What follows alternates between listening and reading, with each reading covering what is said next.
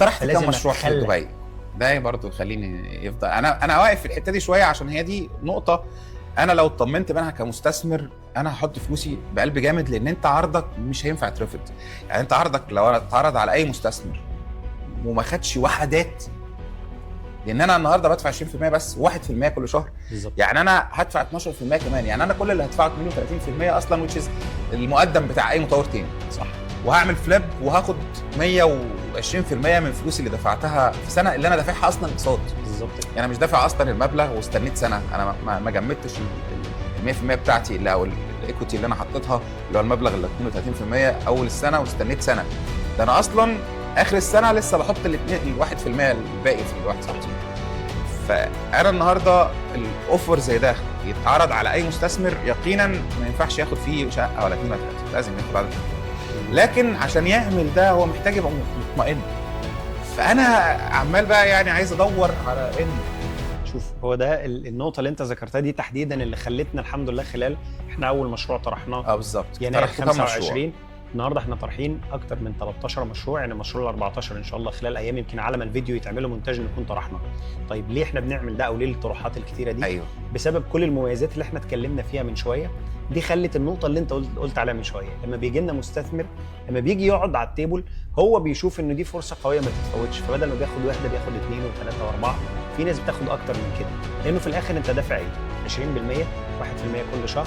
النهارده بدل ما هتاخد من اي مشروع تاني غرفه وصاله بمليون انت النهارده تقدر تاخد عندي بنفس القيمه دي 4 استوديوهات بمنتهى البساطه جدا وتعمل فيها فلوس، بل بالعكس انت كمستثمر تستفيد اكتر على حاجه اسمها الليكويديتي.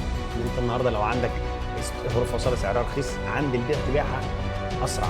نفس الكلام الاستوديو لو سعره 470,000 درهم عايز تبيع تقدر تسهله بمنتهى السهوله، لان الناس كتير معاها 470 بس مش كام واحد معاه 1.5 مليون او 2 مليون في واحده واحده.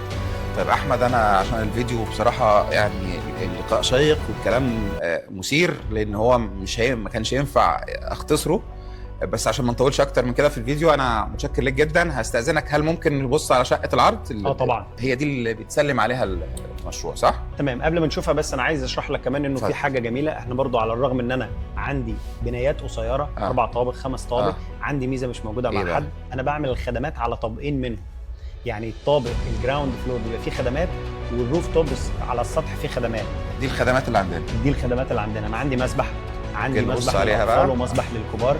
عندي منطقه جاردن تقدر تقعد فيها، جاردن اريا لطيفه جدا شكلها شيك وفيها حواليك خضره جميله، في نخل زي ما انت حضرتك في كل اي حاجه خضراء. بالمناسبه احنا الاونر عندنا عندي فكره المساحات الخضراء اهم شيء جدا. فعندنا برضو منطقه باربيكيو اريا. جنسيته ايه المطور؟ جنسيته بريطاني باكستاني. تمام. وعندنا ناس خدمات اكتر من مستثمر. عندك برضو سينما اوت دور شكلها شيك جدا، وعندك اندور سينما. عندك الجيم، يمكن دي ميزه احنا بنقدمها في مشروعاتنا مش كتير من المطورين بيقدموها. احنا عندنا 2 جيم في اي مشروع، جيم للنساء لوحدهم وجيم للرجال، فدي بتدي لك برايفسي خصوصيه. عندنا زي ما قلت لك سينما اندور واوت دور، منطقه الاولاد والاطفال فيها حاجه كيدز بلاي اريا طبعا. وعندي باربيكيو اريا. الباركينج، في باركينج مع الشقق صح؟ 100%. حتى برضه باركينج، يعني بدور انا على حاجه ناقصه في لا ايوه ممكن تكون ما بتديش الباركينج ونكتشفها بعدين في العاده فنقول هو ده الفرق. لا برضه في باركينج. طب ايه اللي مش فيه؟